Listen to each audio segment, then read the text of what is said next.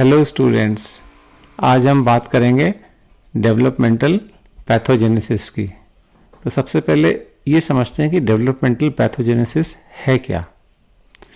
Developmental का मतलब तो हो गया एनीथिंग रिलेटेड टू डेवलपमेंट, विकास से संबंधित। पैथोजेनेसिस को समझते हैं कि पैथोजेनेसिस होता क्या है।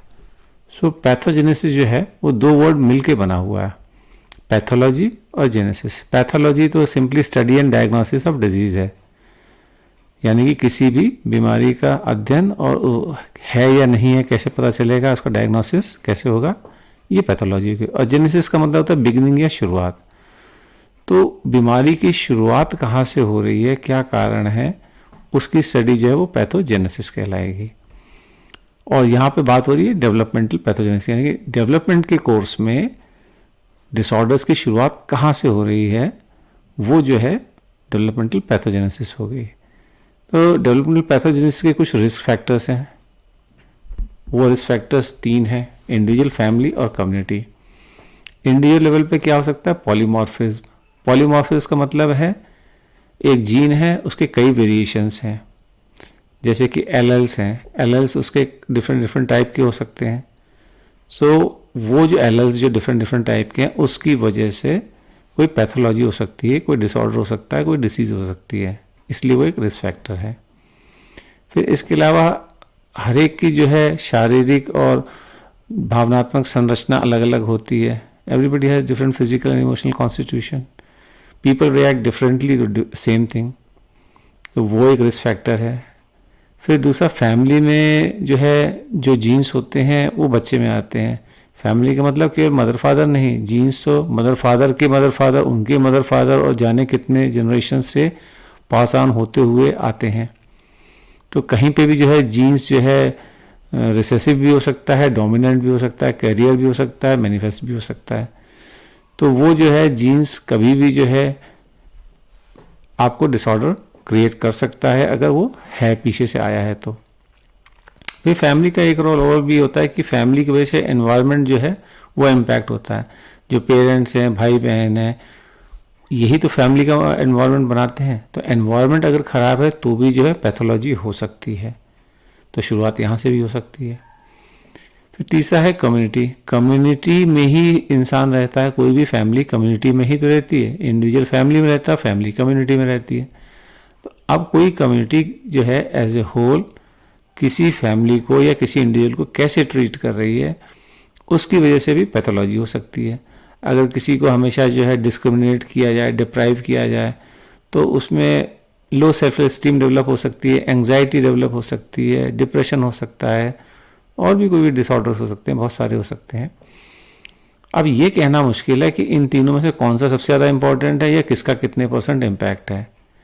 तीनों ही अपने में इम्पॉर्टेंट है और तीनों ही जो है इम्पैक्ट डालते हैं और इंटरैक्टिव इफेक्ट होता है। तो इसलिए इंडिविजुअली इनका इम्पैक्ट स्टडी करना लगभग इम्पॉसिबल है। फिर अब बात आते हैं कि डेवलपमेंटल पैथोजेनेसिस में बायोलॉजिकल रिस्क फैक्टर्स क्या है। ये तो जनरल हमने बातें करी, अब हम बात करेंगे सिर्फ बायोलॉजिकल रिस्क फैक्टर्स की। तो इसमें 4 हैं, genetic vulnerabilities, neuroendocrine system, physical handicaps और अर्ली फिजिकल डेप्रिवेशंस। तो इन चारों को हम एक एक करके स्टडी करेंगे। तो सबसे पहले है जेनेटिक वल्नरेबिलिटीज़। तो जीन्स में जो है जो 2 पार्ट्स होते हैं, या जीन्स को 2 पार्ट्स में समझा जा सकता है, एक तो जीनोटाइप और दूसरा फिनोटाइप। जीनोटाइप जो है अनऑब्जर्वेबल जेनेटिक कंडीशन है, जो जीन की कोडिंग है वो जीनोटाइप, इसको हम आंखों से नहीं देख सकते हैं। ये जो है जीन्स में है पर हम आंखों से नहीं देख सकते हैं। जैसे कि उसका जीन्स में एलएल्स कैसे हैं, एलएल कहते हैं जीन का जो एंड में जो 2 धागे से निकले से होते हैं, वो जो है एलएल्स होते हैं। तो एलएल्स जो है कैसे भी हो सकते हैं, एक शॉर्ट एक लॉन्ग, दोनों शॉर्ट दोनों लॉन्ग, तो वो कैसे भी हो सकते हैं। तो वो जो वेरिएशंस हैं वो सब जो है जीनोटाइप में आएंगे, जो आंखों से नहीं दिखेंगे। उनका इम्पैक्ट होता है लेकिन वो आंखों से दिखेंगे नहीं। फिनोटाइप जो है वो जीन्स की प्रॉपर्टीज़ हैं जो ऑब्जर्वेबल हैं, जैसे आँख का कलर क्या होगा, बाल का कलर क्या होगा, स्किन का कलर क्या होगा, ये सब भी जीन से ही डिसाइड होता है, पर ये ऑब्जर्वेबल है। इसी तरह जो व्यवहार है, बिहेवियर है, उसमें भी जो कैरेक्टरिस्टिक्स हैं वो ऑब्जर्वेबल होते हैं, जैसे एंग्जाइटी लेवल, ये भी जो है फिनोटाइप का एक एग्जाम्पल है। कोई हर छोटी सी बात पे हमेशा डर जाता है, कोई बहुत दिलेर होता है, तो ये भी जो है फिनोटाइप में आएगा कि इसे हम ऑब्जर्व कर सकते हैं। फिर एक स्टडी की गई थी कि आईक्यू और जीन का क्या रिलेशन, आईक्यू मतलब इंटेलिजेंस कोशेंट, इंटेलिजेंस कोशेंट और जीन का क्या आपस में रिलेशन है। तो दो ग्रुप्स स्टडी किए गए थे। एक ग्रुप जो है high socio economic status, short में SES कहते हैं, और दूसरा लो सोशियो इकोनॉमिक स्टेटस यानी कि लो SES का था। तो ये देखा गया कि जो लो SES के बच्चे थे उनमें जो है मोर देन 60% जो इंटेलिजेंस है उसको एक्सप्लेन करता था क्या, genes. More than 60% of the variations in IQ were explained by genes in people who are from low socio economic status. लेकिन जो हाई SES के थे बच्चे, उनकी सबकी कंडीशन तो बड़ी अच्छी थी एनवायरनमेंट की, सोशियो इकोनॉमिक स्टेटस हाई है, तो वहाँ पे देखा गया कि एनवायरनमेंट का इतना इम्पैक्ट नहीं पड़ रहा है, जीन्स ज़्यादा जो है वहाँ पे इम्पॉर्टेंट है। इसी तरह से एक एंटी सोशल पर्सनैलिटी डिसऑर्डर होता है, उसमें जो है एक जीन पाया गया कि वो रिस्पॉन्सिबल होता है। जीन कौन सा, 5-HTT। 5-HTT क्या है, सेरोटोनिन ट्रांसपोर्टर जीन है। तो इसके कई वेरिएशंस पॉसिबल हैं, जो अभी मैं बता रहा था पॉलीमॉर्फिज्म। तो इसमें ये पॉसिबल है कि एक LL शॉर्ट हो और एक LL लॉन्ग हो, या दोनों LL शॉर्ट हो या दोनों LL लॉन्ग हो। All 3 possibilities are there. तो ये देखा गया कि जो बच्चे जिनको बचपन में मेल ट्रीट किया गया था और जिनके जीन में एटलीस्ट एक LL शॉर्ट था, एटलीस्ट एक, दोनों भी शॉर्ट हैं तो भी, तो एटलीस्ट एक LL शॉर्ट है और मेल ट्रीटमेंट बचपन में हुआ है, तो उनको एंटी सोशल पर्सनैलिटी डिसऑर्डर होने के चांस ज़्यादा होते हैं। तो इसे कहते हैं जेनेटिक डायथेसिस। जेनेटिक डायथेसिस का मतलब जीन्स में तो है ऑलरेडी, या एनवायरनमेंट फेवरेबल मिलेगा तो वो जीन एक्सप्रेस हो जाएगा। बच्चे को जीन में एक शॉर्ट LL मिला हुआ है या दोनों शॉर्ट LL मिले हुए हैं, तो ये प्री डिस्पोजिशन हो गया कि अगर उसको एनवायरनमेंट बड़े होकर ऐसा मिला स्ट्रेसफुल, तो फिर जो है वो एंटी सोशल पर्सनैलिटी डिसऑर्डर उसमें डेवलप हो सकता है। ये एक पॉसिबिलिटी है। तो इस तरह से जो है ये जेनेटिक वल्नरेबिलिटी हुई। अब बात करते हैं न्यूरो एंडोक्राइन सिस्टम की। तो जैसे न्यूरो का मतलब है न्यूरॉन, और एंडोक्राइन सिस्टम तो आप जानते हैं ग्रंथि है हमारी। तो न्यूरॉन्स और एंडोक्राइन सिस्टम जो है ये आपस में इंटरेक्ट करके भी इम्पैक्ट डालते हैं इंडिविजुअल के ऊपर, और इसकी वजह से भी जो है पैथोजेनेसिस हो सकता है, पैथोलॉजी की शुरुआत हो सकती है। इसमें जो सबसे इंपॉर्टेंट है वो है HPA एक्सिस। HPA एक्सिस में H stands for hypothalamus, P stand for pituitary gland and A stand for adrenal cortex. So ये HPA एक्सिस जो है अगर ये एक्टिवेट हुई तो कॉर्टिसोल रिलीज होगा। कैसे होगा अभी आगे हम नेक्स्ट स्लाइड में देखेंगे। तो ये कॉर्टिसोल रिलीज होगा और ये तकरीबन 20 to 40 मिनट्स में पीक में पहुंच जाएगा, कॉर्टिसोल जितना पहुंचना है। और उसके बाद एक बार जब वो रिलीज हो गया, पीक लेवल पे आ गया, तो उसके बाद में नॉर्मल बेसलाइन लेवल पे कॉर्टिसोल आने के लिए लगभग 1 घंटा लग जाएगा। तो अगर जो है किसी का HPA एक्सिस जो है एक्टिविटी हाई है, एलिवेटेड है, और वो एडल्टहुड में उसको जो है एक्सपोज हुआ स्ट्रेस से, तो ये चांसेस हैं कि उसको स्किज़ोफ्रेनिया, डिप्रेशन और PTSD जैसे, PTSD मतलब पोस्ट ट्रॉमेटिक स्ट्रेस डिसऑर्डर जैसे डिसऑर्डर्स हो सकते हैं। सो इस तरह से ये न्यूरो एंडोक्राइन सिस्टम का इम्पैक्ट है। आगे HPA एक्सिस को डिटेल समझते हैं। स्क्रीन पे आप देख रहे हैं कि हाइपोथैलेमस है, ये ट्रिगर होगा। ये कब ट्रिगर होगा, जब ए थ्रेट इज डिटेक्टेड, जब खतरे महसूस करेगा आदमी तो हाइपोथैलेमस एक्टिवेट होगा। खतरा कैसा भी हो सकता है, वो फिजिकल भी हो सकता है, वो इमोशनल भी हो सकता है, वो फाइनेंशियल भी हो सकता है, वो सोशल भी हो सकता है, वो रेपुटेशन से रिलेटेड भी हो सकता है। Any threat, when a person feels threatened, तो उसका जो है एमिगडाला एक्टिवेट होगा और उसका लिम्बिक सिस्टम भी एक्टिवेट होगा और फिर हाइपोथैलेमस एक्टिवेट होगा।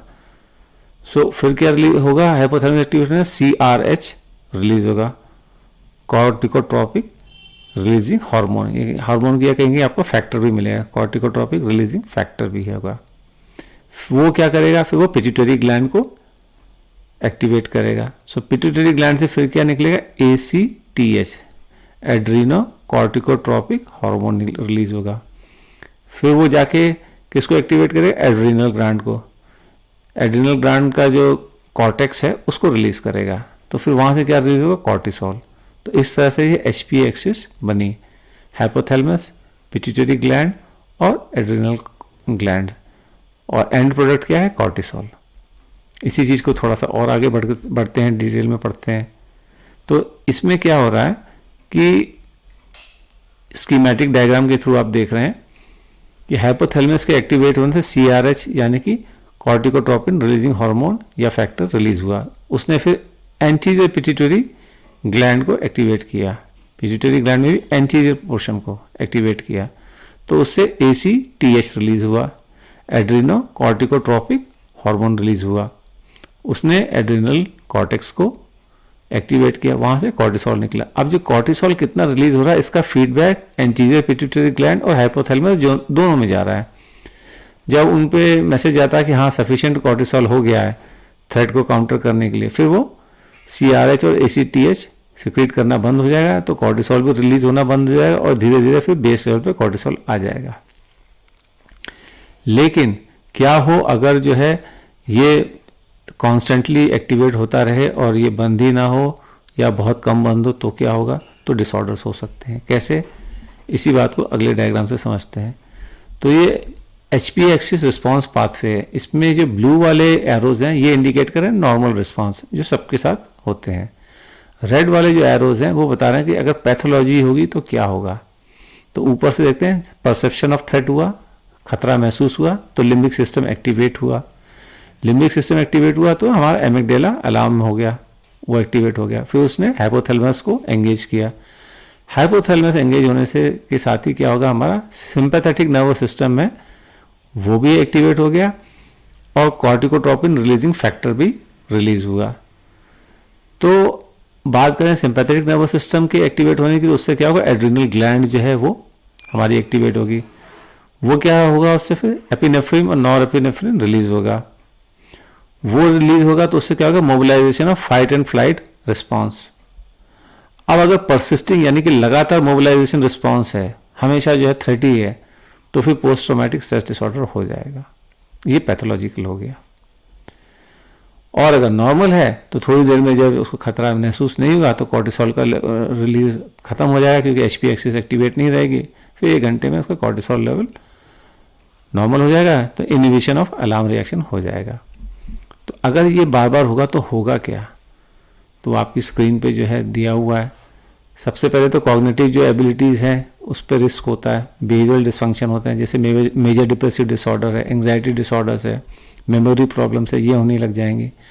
फिर कार्डियोवैस्कुलर डिसफंक्शन भी हो सकता है, हाइपरटेंशन, वैस्कुलर डैमेज ये हो सकता है। तो जो इम्यून सिस्टम है उस पर भी इम्पैक्ट हो सकता है, जो हमारा जो ऑटो इम्यून सिंड्रोम हो सकता है, जो हेल्दी सेल्स है उनको जो है ख़त्म करने लग जाएंगे, पॉसिबल है। साइटोकाइंस जो हैं वो इंक्रीज हो जाएंगे। साइटोकाइंस अच्छे वाले भी होते हैं और ख़राब वाले भी होते हैं, जो इम्यून सिस्टम को एक्टिवेट करने वाले भी होते हैं और उसको रोकने वाले भी होते हैं। तो अगर ज़्यादा जो है साइटोकाइंस होंगे तो इम्यून सिस्टम को काम करवाना बंद करवा देंगे, या बहुत ज़्यादा हो गए तो भी जो है ऑटो इम्यून सिस्टम हो जाएगा। फिर हमेशा जो है chronic grade inflammation through out the body रहेगा। और डिफरेंट डिसऑर्डर्स भी हो सकते हैं, जैसे कैंसर है, डायबिटीज़ है, कशिंग सिंड्रोम है, जिसे जो है हाइपरकॉर्टिसिज्म भी कहते हैं, ओबेसिटी है, ये भी जो है पॉसिबल है। फिर नेक्स्ट जो है हमारा आता है फिजिकल हैंडीकैप्स का। तो ये देखा गया है कि प्री मेच्योर बर्थ बच्चे की और लो बर्थ वेट, इन दोनों में रिलेशन देखा गया है। यानी कि अगर बच्चे का प्री मेच्योर बर्थ हुआ है तो लो बर्थ वेट होगा, जो कि एक रिस्क फैक्टर है बच्चे में जो है पैथोलॉजिकल डिसऑर्डर्स हो सकते हैं लो बर्थ वेट की वजह से। दूसरा ये भी देखा गया कि मदर जो है, बच्चे की माँ अगर जो है लो सोशियो इकोनॉमिक स्टेटस से है तो भी बच्चे का जो है बर्थ वेट जो है कम हो सकता है। माँ का खुद का मेल न्यूट्रिशन हो सकता है, बच्चे का भी मेल न्यूट्रिशन हो सकता है।